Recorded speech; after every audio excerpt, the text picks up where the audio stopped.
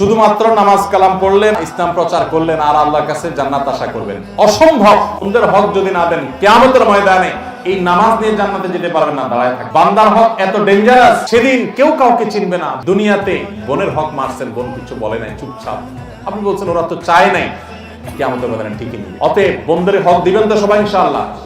বন্ধুর হক দিলে মনে হবে কমে যাবে, আল্লাহ তাআলা আপনাকে আরো বেশি বাড়ায় দিবেন। আর যদি সব লুটে পুটে খান, যতটুকু অন্যায় খাবেন ততটুকুর বহুগুণ আপনার সম্পদ থেকে চলে যাবে, টেরও পাবেন। আমাদের দেশে বোনদের হক এটা মেরে খাওয়ার জন্য একটা জাল মাসালা বাইর করছে। মাসালাটা হলো, অনেক এলাকায় আছে, আপনাদের এলাকায় আছে কিনা জানি না, মানুষ বলে যে মেয়েরা বাবার বাড়ির হক নিলে, বাবার বাড়ির জমির ভাগ নিলে তাদের এটা সয় না। এটা হলো বোনদের হক মেরে খাওয়ার জন্য একটা জাল মাসালা বানাইছে। একই বাবার সম্পদ তুমি ছেলে খাইতে পারবা, তোমার সবে কোনো অসুবিধা নাই, ওই বেচারা মেয়ে খেলে তার সবে না। এর চেয়ে বাটপারি আর কি আছে? বোনদের হক থেকে তাদেরকে বঞ্চিত করার জন্য বাবার বাড়ির হক নিলে তাদের সয় না, এই কথাটা বলাটা চিটারি। যারা বলে তারা সব প্রতারকের দল।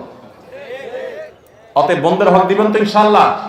বাপের বেটার মতো বোনদের হক হিসাব করে দিয়ে দিবেন তো ইনশাআল্লাহ? এই অন্যায়, এই অনাচারের বিরুদ্ধে একটা সংগ্রাম চালাতে হবে।